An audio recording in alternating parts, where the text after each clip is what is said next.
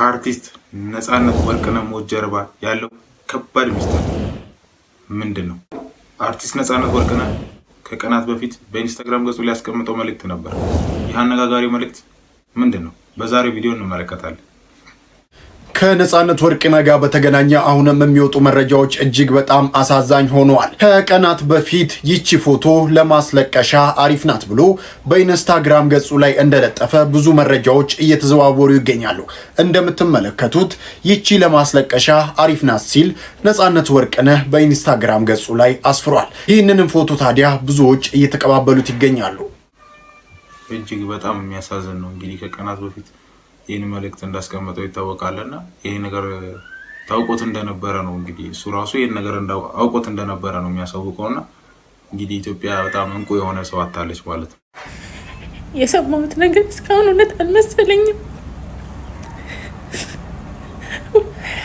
እንዴት ይሄን እንዴት ማመን ይቻላል?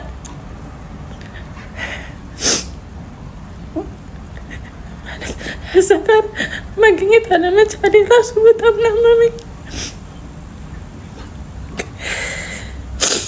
እንጃ ለቤተሰቦቹ እግዚአብሔር መጽናኛውን ይስጣቸው። የሁላችንንም ሳቅ ነው የወሰድክብን። እነዚህ ማመን አልችልም፣ ያንተን መቀበል አልችልም ወንድሜ። እዛ ጋር አለመሆኔ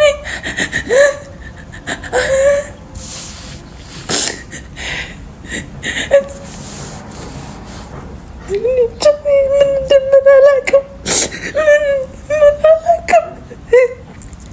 ያንተስ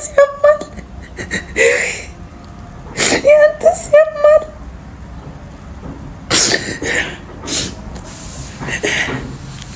እዛ ጋር መገኘት ባለመቻሌ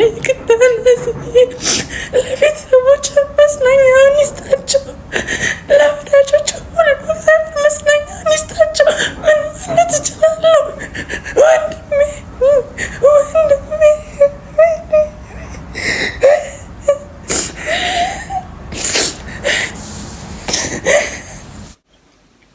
እጅግ በጣም የሚያሳዝን ነው እና ከዚህ በፊት አይታችሁ ከሆነ ኢንተርቪዎች ላይ ስለ ነፃነት ወርቅነህ ስትጠይቅ ስትናገር የነበራቸው ቅርበት እና ደግሞ እንደዚህ አይነት ሆነ ድንቅ ለሁሉም ሰው የሚያጎድል ሰው ማጣት በጣም የእውነት እጅግ በጣም የሚያሳዝን ነው።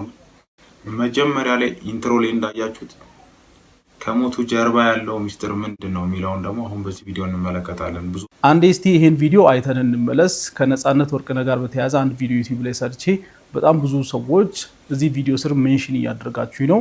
ኦሬዲ ህመሙን እኮ ተናግሯል። ምንድነው ይሄ ህመም እስቲ አብራራልን ብላችሁኛል። ስለዚህ ቪዲዮን አይተን እንመለስና ለሌሎቻችሁም በዚሁ አጋጣሚ ግንዛቤ ማስጨበጫ ሊሆን ይችላል። ያንን ነገር ቼክ ለማድረግ ነው የሄድኩት።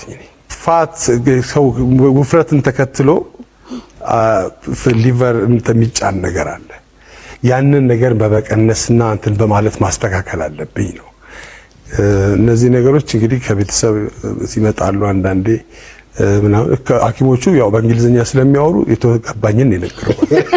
ፋት ወይም ጮማና ጉበት ምን አገናኛቸው የሚለውን አስረዳችኋለሁ። አሁን ላይ ግን ኤግዛክትሊ የሞቱ መንስኤ ይሄ ነው የሚባል ሜዲካል ሪፖርት የለም በዚህ ሰዓት። ይሄ ሊሆንም ላይሆንም ይችላል። ኢቢኤስ እንግዲህ ባጋጠመው ህመም ምክንያት ህይወቱ አልፏል ብሎ ነው የዘገበው እንጂ የህመሙ አይነት በዲቴል የተቀመጠ ነገር የለም። ነገር ግን ራሱ የተናገረው ፋቲ ሊቨር የሚባለው ነገር ምንድን ነው? እንግዲህ ፋቲ ሊቨር ወይም ደግሞ አሁን ሜታቦሊክ አሶሲኤትድ ይባላል። ለእናንተ በደንብ እንዲገባችሁ በግልጽ ልንገራችሁ። ስቴቶሲስ እና ስቴቶ ሄፓታይተስ የሚባሉ ነገሮች አሉ። ስቴቶሲስ ማለት ያው ጉበትና ጮማ ብቻ ማለት ነው፣ ሌላ ችግር ሳይፈጠር ማለት ነው። ስቴቶ ሄፓታይተስ ማለት ደግሞ ምንድነው? ጮማ አለ እናም ደግሞ የጉበት መቆጣትና የጉበት መጎዳት አለ ማለት ነው ከጮማው ጋር ተያይዞ። ይሄኛው ስቴቶሲስ የሚባለው አብዛኞቻችን ጋር በተለይ ትንሽ ወፈር የምንል ሰዎች ጋር ሄደን አልትራሳውንድ ብንታይ አብዛኞቻችን ጋር ጮማ አለ፣ በተለይ ወፈር የምንል ሰዎች ማለት ነው። ችግሩ ግን የሚፈጠረው ስቴቶ ሄፓታይተስ ሲሆን ነው። ይሄ ምንድነው? ጮማ አለ እናም የጉበት መቆጣትና የጉበት ሴሎች መጎዳት አለ ማለት ነው።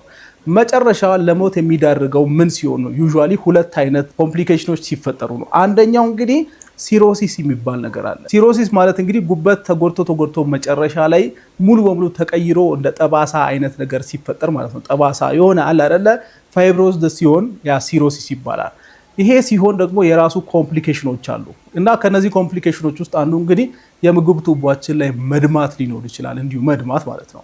ይሄ የሚፈጠረው ፖርታል ሃይፐርቴንሽን የሚባል ነገር ሲፈጠር ነው። ሌላ ደግሞ ጉበት እንደምታውቁት አንደኛ ስራው መርዝ ማስወገድ ነው ከሰውነታችን። ጉበት ፌል ሲያደርግ እንግዲህ እነዛ መርዞች ወደ አእምሯችን ይሄዳሉ፣ ሌላ ሰውነቶቻችንን በጣም ይጎዳሉ እና ለምሳሌ ሄፓቲክ ኢንሴፋሎፓቲ ማለት አእምሮ ሲጎዳ ማለት ነው በጉበት ፌል ማድረግ ምክንያት። ሌላው ደግሞ ሆዳችን ውስጥ ውሃ ሊጠራቀም ይችላል። ይሄ ደግሞ አሳይተስ ይባላል። አንዳንዴ የጉበት በሽታ ያለባቸው ሰዎች እንደ ቦርጭ የሚመስል ነገር ሆዳቸው ዝም ብሎ ሰፍቶ በቃ ቦርጭ ነው ሲሉ ቆዩና ያ ነገር የተጠራቀመው ውሃ ኢንፌክሽን ሲያጋጥመው ሌላም ኮምፕሊኬሽን ሲያጋጥመው እስከ ሞት ድረስ የሚያደርስ ኮምፕሊኬሽን ሊፈጠር ይችላል ማለት ነው።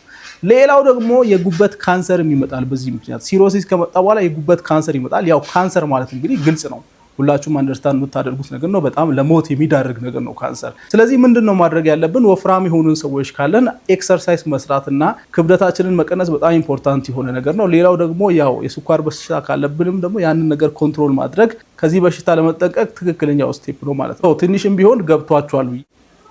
እንግዲህ ሙያዊ ማብራሪያውና ከሞቱ ጀርባ ይሄ ነው የተባለ መግለጫ ባይኖርም እንግዲህ ከዚህ በፊት ታሞ የነበረው በሽታ ይሄ እንደሆነ ነው። እንግዲህ ዛሬው ቪዲዮ ይሄንን ይመስላል። እንግዲህ በቀጣይ እንግዲህ በሌሎች ቪዲዮዎች ተመልሰን እስከምንገናኝ አርቲስት ነፃነት ወርቅነህ አድናቂዎች፣ ቤተሰቦች እንዲሁም የስራ ባልደረቦች ሁላችሁም መጽናናቱን ከልብ እየተመኘው በቀጣይ በሌሎች ቪዲዮዎች እስከምንገናኝ ሰላም ሰላም ሰላም ከእናንተ ጋር ይሁን።